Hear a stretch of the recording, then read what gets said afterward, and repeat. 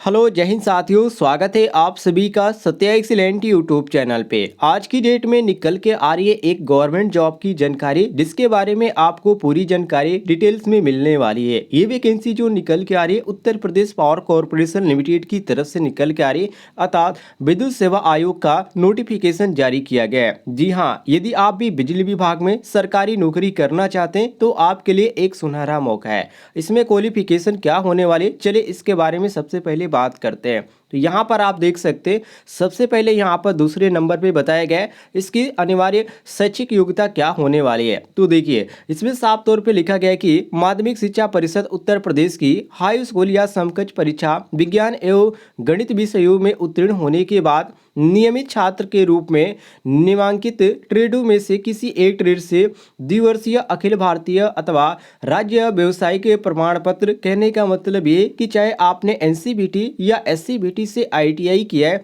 तो आप फॉर्म को अप्लाई कर पाएंगे। इसमें केवल 3 ट्रेडों की ही अनिवार्यता दी गई है। आप यदि इलेक्ट्रीशियन ट्रेड से आईटीआई किए तो फॉर्म को अप्लाई कर सकते हैं, या आप इलेक्ट्रिकल ट्रेड से आईटीआई किए तो फॉर्म को अप्लाई कर सकते हैं, या आप इलेक्ट्रिकल कौशल विकास के अंतर्गत आप विद्युत वितरण के अंतर्गत आपने यहाँ पर कंप्लीट कर रखा है तो आप फॉर्म को अप्लाई कर सकते हैं। जी हाँ, वही कौशल विकास यहाँ पर बताए गए, जो मैं आपको बार बार कहता हूँ कि इसमें आपको 17 दिन का ट्रेनिंग दी जाती है, वो भी यहाँ पर मांगा गया है। तो यदि आप इलेक्ट्रिकल से कौशल विकास के अंतर्गत आपने वो 17 दिन का ट्रेनिंग कंप्लीट कर रखा है तो भी आप फॉर्म को अप्लाई कर पाएंगे। नीचे आएंगे तो यहाँ पर बताया गया कितने उम्र के छात्र इस फॉर्म को अप्लाई कर पाएंगे।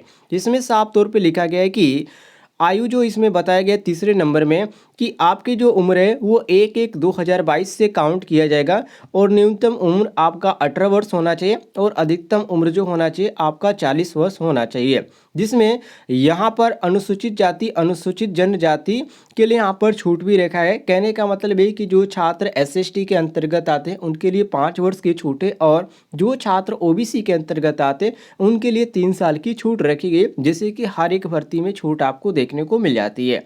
इसमें आपका उम्र ज़्यादा मांगा गया, 18 से 40 यहाँ पर बहुत सारे छात्र आ जाएंगे, तो आप फॉर्म को अप्लाई करना बिल्कुल ना भूलिएगा। नीचे आएंगे आपको तो अदर यहाँ पर जानकारी देखने को मिल जाता है, जो कि भूतपूर्व सैनिक उत्तर प्रदेश के शासनादेश को परिभाषित एवं जिन्होंने सेवा में काम किया उनके लिए भी 5 वर्ष की सेवा होने चाहिए, इसमें साफ तौर पे लिखा गया है। और इसमें 15 वर्ष तक उनको छूट भी अनुमान्य होगी। नीचे आएंगे स्क्रॉल करते हुए तो यहाँ पर बताया गया कि फॉर्म भरने का आपका फीस कितना चार्ज किया जाएगा। तो देखिए, पहले नंबर में बताया गया कि जो छात्र अनुसूचित जाति एवं अनुसूचित जनजाति श्रेणी के अंतर्गत आते हैं उनके लिए 826, मतलब कहने का ये कि जो छात्र एससी या एसटी के अंतर्गत आते हैं, उत्तर प्रदेश का मूल निवासी है, उनके लिए यहाँ पर 826 रुपये लगेगा। और अन्य समस्त श्रेणियों के लिए जो आपकी अदर बचती है, जैसे कि जनरल, ओबीसी या अदर जो यहाँ पर कैटेगरी है, उनके लिए यहाँ पर 1180 रुपये लगने वाला है चार्ज। तो इसको ध्यान रखिएगा।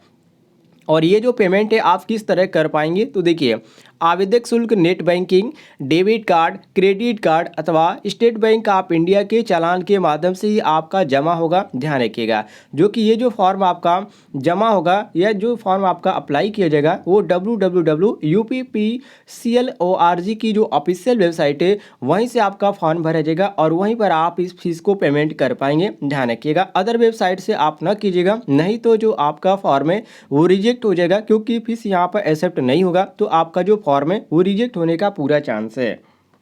इसके बाद आप नीचे आ जाइए, यहाँ पर कुछ अदर भी जानकारी यहाँ पर दी गई कि आपको क्या क्या यहाँ पर डॉक्यूमेंट यहाँ पर आपको लेके यहाँ पर आपको अटैच करना पड़ेगा। तो सबसे पहले यहाँ पर आपको जो आपका प्रमाण पत्र है, जैसे कि जाति प्रमाण पत्र हो गया, उसके बाद चरित्र प्रमाण पत्र हो गया, उसके बाद यदि आपका वैवाहिक स्थिति है तो उसका भी आपको लगेगा। चयन प्रक्रिया की यहाँ पर देख लीजिए, चयन प्रक्रिया में इसमें साफ तौर पर लिखा है कि चयन ऑनलाइन विद्युत जो इसमें होगा आपका सीबीटी एग्जाम, जैसे कि आपने अभी आईटीआई का एग्जाम दिया तो उसमें जैसे सीबीटी एग्जाम हुआ उसी तरह इसमें आपका भी सीबीटी एग्जाम कराया जाएगा, जिसमें सीबीटी के आधार पर ही आपका चयन किया जाएगा। और लिखित परीक्षा का प्रश्न पत्र 2 भागों का होगा, जिसमें आपका 3 घंटे की अवधि भी होगी, इसको ध्यान रखिएगा। नीचे आ जाएंगे तो देखिए, इसमें CCC भी मांगा गया। यदि आप CCC हैं तो और भी अच्छा भाग है, जैसे कि इसमें प्रथम भाग में साफ तौर पर लिखा गया कि प्रथम भाग के लिखित परीक्षा में NIE LIT के ट्रिपल सी स्तर पर कंप्यूटर ज्ञान से संबंधित वस्तुनिष्ठ प्रकार के प्रश्न पत्र होगा, जिसमें 50 प्रश्न होंगे। मतलब कि यहाँ पर क्वेश्चन जो आपको देखने को मिलेंगे वो आपका ट्रिपल सी से भी क्वेश्चन देखने को मिल जाएंगे। और इसमें आपका माइनस मार्किंग भी रहेगा 1/4 के अंतर्गत, इसको ध्यान रखिएगा, जो कि 1/4 के अंक के अंतर्गत आपकी कटौती की जाएगी। इसमें नीचे आ जाएंगे तो आपको अदर भी जानकारी देखने को मिल जाते कि हिंदी से कितने क्वेश्चन आएंगे और आपका अंग्रेजी से कितना क्वेश्चन आएगा, और आप जिस ट्रेड से आईटीआई के उससे क्वेश्चन कितना रहेगा। तो देखिए, सामान्य अध्ययन एवं तकनीक ज्ञान से आपका जो क्वेश्चन आएगा इसमें प्रश्नों की संख्या 20 रहेगी, और इसमें अधिकतम अंक भी, मतलब कि हर एक क्वेश्चन 1 नंबर का रहेगा, तो 20 अंक का ये आपका क्वेश्चन रहेगा। सामान्य हिंदी की बात करें जो कि हाई स्कूल स्तर पर है, इसमें आपके 15 क्वेश्चन आएंगे और 15 नंबर के रहेंगे।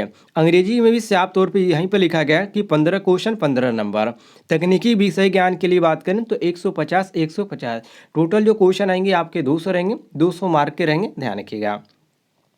नीचे आएंगे तो यहाँ पर नोट में कुछ अदर भी चीज़ लिखा गया है, जैसे कि चयन हेतु द्वितीय भाग की परीक्षा में कम से कम 33% अंक प्राप्त करना अनिवार्य हो गया, अर्थात ऐसे अभ्यर्थी जो और 67 अंक से कम अंक प्राप्त करेंगे वो चयन से बाहर हो जाएंगे। तो इसमें आपका 33.5% हर एक आपको यहाँ पर जैसे कि सब्जेक्ट में, जैसे आपका हिंदी हो गया, इंग्लिश हो गया और यहाँ पर तकनीकी ज्ञान हो गया, सब में आपका 33.5% पाना अनिवार्य है। नहीं तो इससे आप कम पाते हैं तो आप इसमें यहाँ पर फेल माने जाएंगे और इसमें आपका चयन नहीं होगा, ध्यान रखिएगा। नीचे आ जाएंगे तो यहाँ पर साफ तौर पे लिखा गया है कि उपरोक्तानुसार निर्धारित प्रतिबंधों एवं अहतों के अधीन द्वितीय भाग की लिखित परीक्षा हेतु निर्धारित 200 अंकों पर ही अभ्यर्थियों की अंतिम मेरिट लिस्ट बनाकर चयन प्रक्रिया संपन्न की जाएगी। ये काफ़ी अच्छी बात इन्होंने कहा है।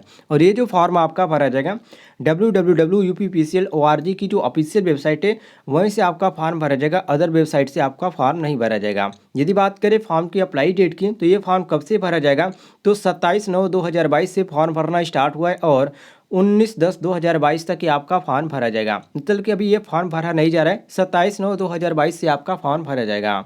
इसमें जो आप पेमेंट कर पाएंगे net banking, credit card, debit card, online द्वारा आवेदन शुल्क जमा करने की जो तिथि है 27/9 से आपका 19/10 तक ही है, ध्यान रखिएगा। और इसमें जो भारतीय स्टेट बैंक का जो चालान है उसके द्वारा यदि आप फीस जमा करते हैं तो उसके लिए निर्धारित जो तिथि है वो 21/10/2022 तक कर दिया गया है। और परीक्षा की जो यहाँ पर तिथि जारी की गई है वो आपका नवंबर 2022 का चतुर्थ सप्ताह में यहाँ पर कंफर्म कर दिया गया कि इसी में आपका जो है एग्जाम कराया जाएगा, ध्यान रखिएगा।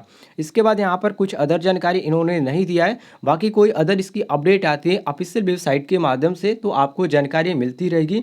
और यदि आप चाहते हैं कि मैं आपको जानकारी दूं कि कैसे मोबाइल से आप फॉर्म को अप्लाई कर पाएंगे तो कमेंट में जरूर बताइएगा, क्योंकि ये जो फॉर्म है आप चाहें तो मोबाइल के द्वारा भी अप्लाई कर सकते हैं, क्योंकि इसमें ज़्यादातर यहाँ पर प्रक्रिया हार्ड नहीं होती है। इसमें वेतन जो दिया जाएगा आपको 27,200 रुपये से यहाँ पर स्टार्टिंग है, ध्यान रखिएगा। कोई भी अदर जानकारी चाहिए तो कमेंट बॉक्स में पूछ लीजिएगा।